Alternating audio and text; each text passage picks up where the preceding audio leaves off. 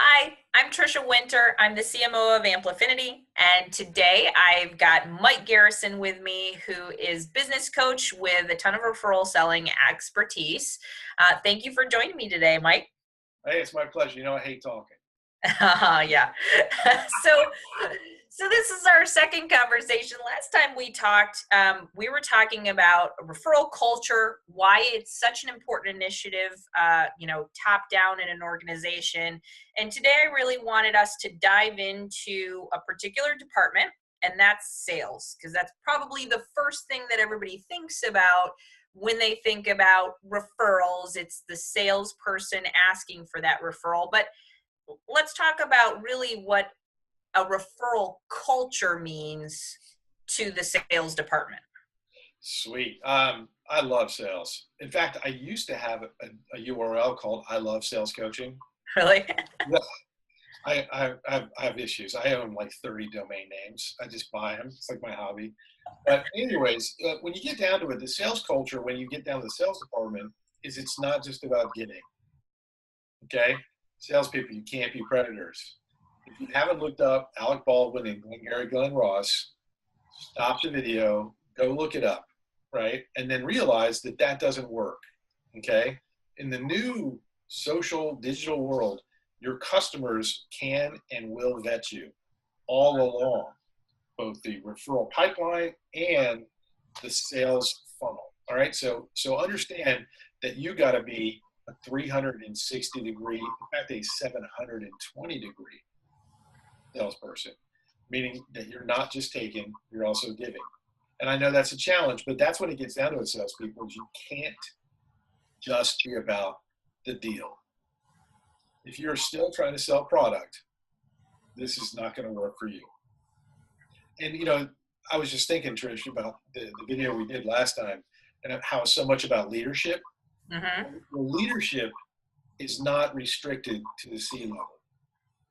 Leadership is required in referrals because you've got at a minimum 3 people involved, right?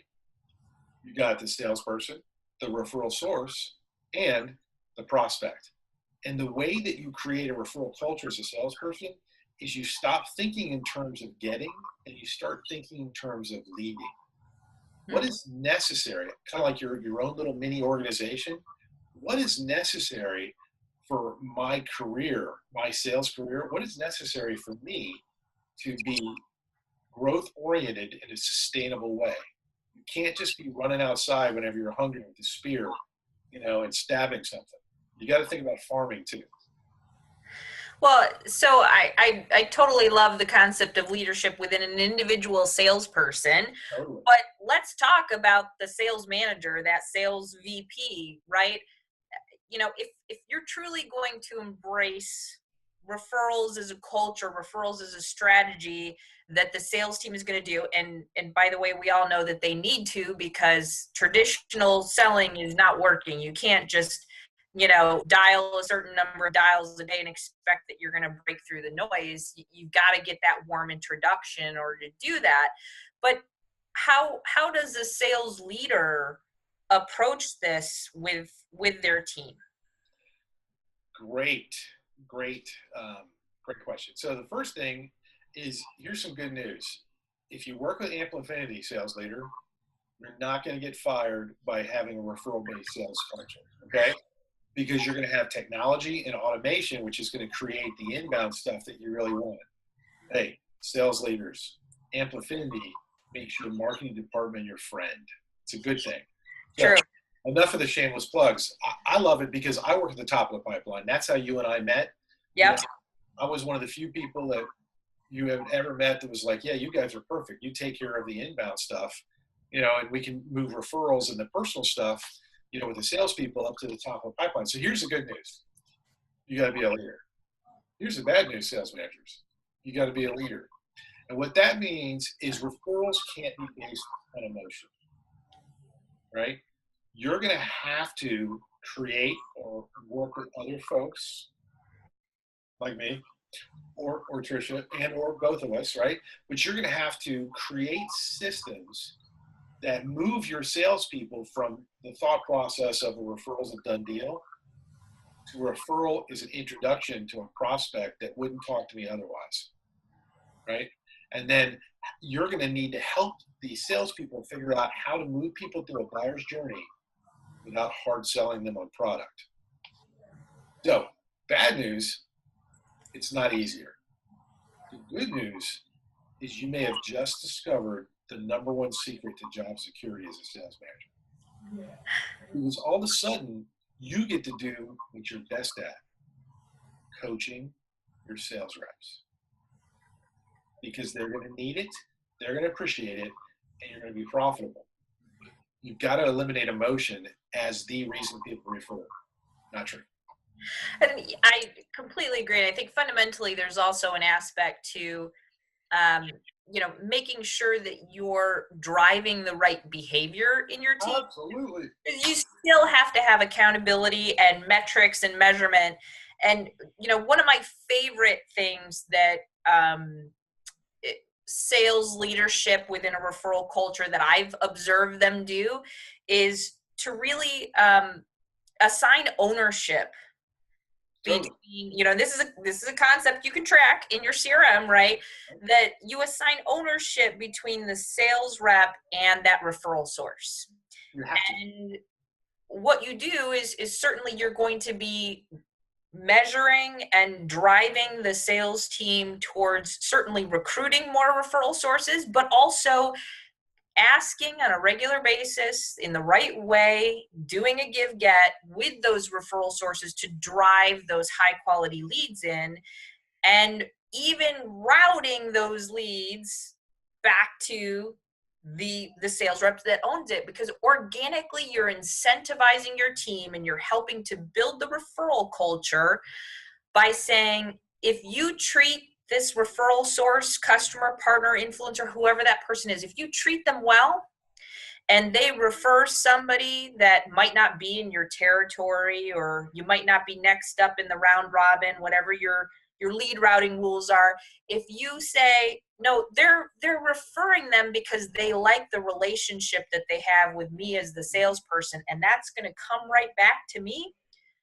That's a great way that a sales leader can set up a system to really organically motivate their team to build this referral strategy and referral culture. I could not agree more. And I would say that it's even more important than what you said. A real referral culture makes sure that you're never taking all the time, that you're giving. And if you do the traditional kind of round robin lead kind of thing, and you take referral sources and have their referrals being handled by other sales reps that they don't know, two horrible things happen. Number one, you make communication more complex. Yeah. That's not profitable. It's also stupid, but it's not profitable. Just think about what you're doing, right? You're demanding more and more communication from a diverse network. It's not effective, right? Mm-hmm. The second thing that you're doing is you're dramatically restricting the ability of your sales reps and the marketing team and the customer experience team that's supporting them. You're dramatically hurting their ability to develop the kind of insight that will drive giving referrals, right? So that's why I love Amplifinity, because you guys can automate so much of the easy stuff, right? You guys can predict the surprises so that the sales team can focus on the high level relationship development, which, I mean, no slam against marketing, but the people that aren't in the market aren't going to respond, right? But they will always, and this is what the sales teams need to remember, that CEO, that VP, right? They may never answer an email. They may never respond to a social media thing. But when a peer, a friend, a person of peace, for those people that are listening, when those people speak to them, that's how you get those appointments you could never get otherwise. I'm not talking about dials. I'm talking about appointments. And this is where the sales leadership comes in. It's not good enough to just get referrals. Are those referrals resulting in appointments? And maybe not selling appointments traditionally, where you're pitching your product. But if your referrals aren't resulting in at least a phone call, a conversation, then you might need some work. And here's the good news, sales leaders. You can do this. Absolutely. Absolutely. I think that this is so critical. I mean, I know I preach to my sales team all the time. Hey guys, I don't pick up the phone anymore. I don't even look at emails, prospecting emails that come through. You can't reach me that way. Absolutely. And this is just, you know, a fact of life at this point in time, which means that sales folks, marketers, we need to approach in a different way. And I think the beauty of going back to the way it's always been done for you know, eons, right, is I'm going to trust something that I've got a peer, a trusted advisor, Right. making a recommendation to me. That's the way to break through the noise and get through to me. You know, it's almost like this has been going on for thousands of years. Oh, caveman times. It's crazy, right? So I've got a little hint. You ready? Yeah. This is a new one for you. All right, so I'm putting you to the test. The guy's taking over the interview.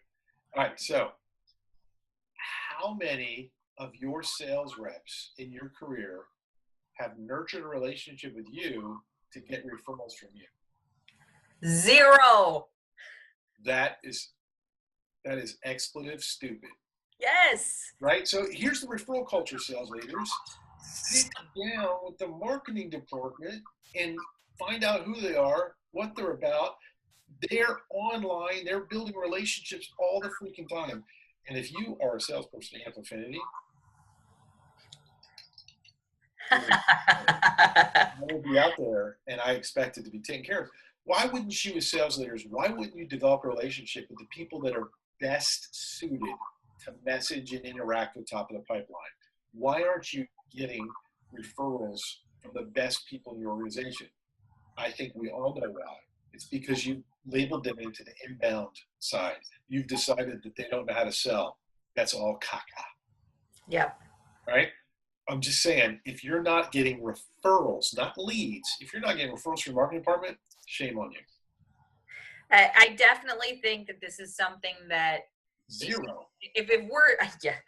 if we're advising sales and sales leadership, you know, on how to build a referral culture in sales, I think absolutely taking your head of marketing out to lunch and having a real talk about how to align together on driving a referral strategy. I think that's absolutely, you know, a top of the list thing for a sales leader to do. Shoot. I mean, that's all good, but that person's got a network. I'd be asking them for referrals. Absolutely. If you don't, you're an idiot. And CEOs, you can't have that.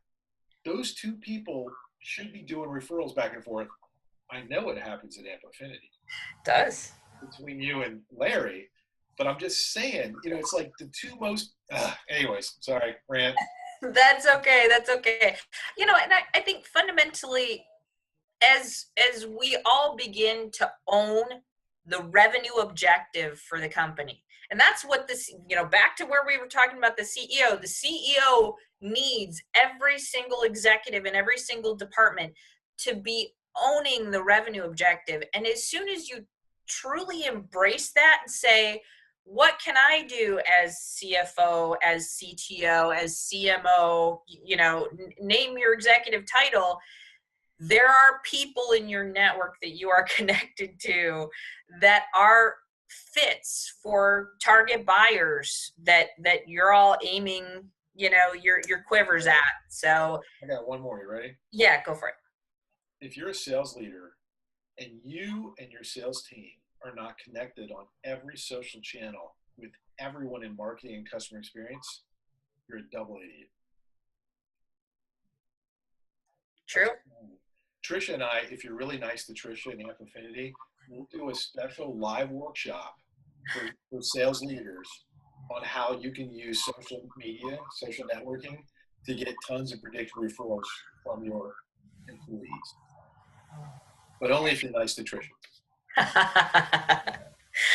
But let me sum up kind of the key points that we've been talking about here as far as driving a referral culture within sales.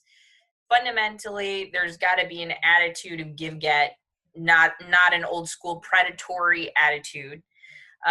Sales leadership has to really think about driving to different metrics, right? Not about dials a day, but rather about these meaningful conversations that are driving referrals, into meetings, right? No metrics. But still metrics and still a way of making this happen, ensuring that you're considering the lead routing and ownership of what that means so that you are preserving that relationship. And of course, the fruit of that relationship and those meetings with those prospects need to be handled, truly in the right way versus, switching it over to a third party. And then certainly there is an entire,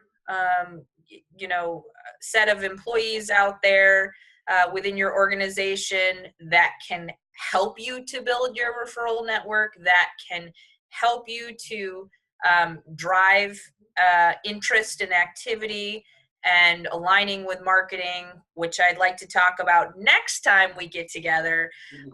It is going to be a key step for any sales leader. This is a great way to align and together show that marketing and sales is working together to drive their revenue objective. Did I sum that up okay?